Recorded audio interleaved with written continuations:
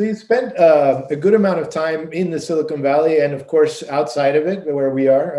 I've done the same. I've had that kind of experience, that sort of paradigm shift of being in the center of everything tech and then being anywhere except for that.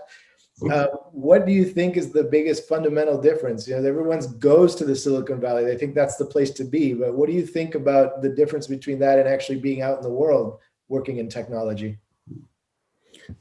Oh, yeah, that's a really, really good one. I think I learned a tremendous amount in Silicon Valley.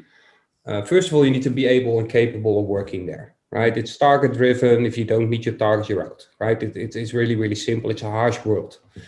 But I like that, right? So, but it needs to be you need to be able to live and breathe that. Silicon Valley is about building initial solutions. That's what I learned, right? They're really good in building new technology, but how we are as an enterprise or you as a customer, are you going to consume that new technology? That's, they don't care about that, right? They care about it at least, but they don't have any knowledge most of the time to help you as a client. Now you got a new solution. How do you grow it? How are you going to use it? How are you going to create value out of this new solution?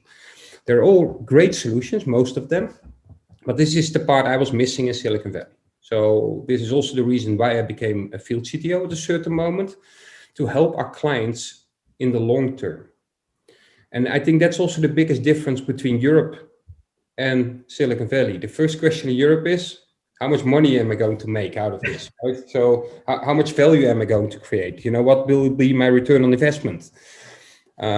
Those things are, for a technology company, they really don't give a damn about that, right? They just want to sell you a new technology, and then you need to figure it out what you're going to do with it. So also a big difference, I think, in Europe, soft skills for engineers, for instance, right? Engineers are not purely technical. They have much bigger sense of business most of the time than in Silicon Valley. And yeah, for me, what's the speed of innovation, of course, right?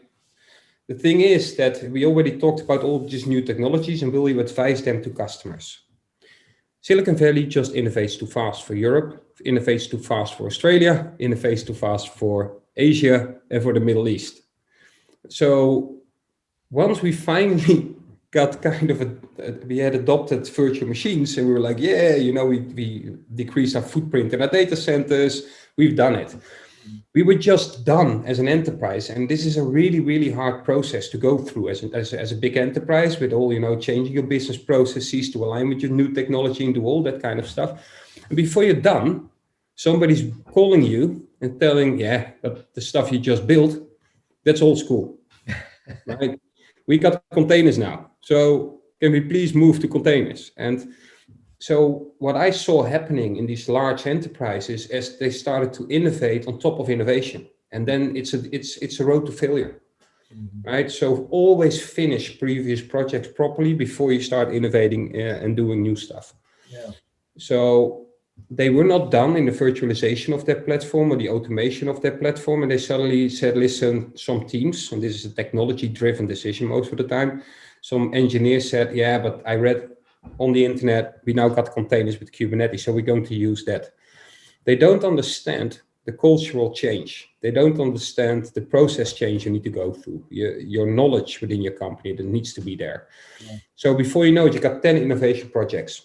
And that's, I think, also a big difference between Silicon Valley and here, is we want business continuity. We want business stability.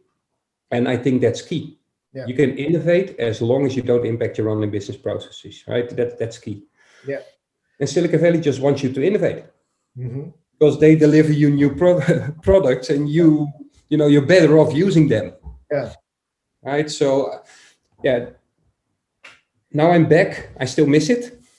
Yeah, the fast pace of innovation, building those new technologies, thinking about 2 years ahead, what's going to happen, how are we going to adapt to that new marketplace? Like now, for instance, 5G, right? Admirantes with container technologies and edge computing. 5G was kind of the next hub, right? That could happen. So yeah, those things, I'm more now helping enterprises and helping them to make the actual good decision. Do you need these new technologies? How are you going to use them? What value do you want to create out of them? It's a completely different role than I had in Silicon Valley as working in a product company.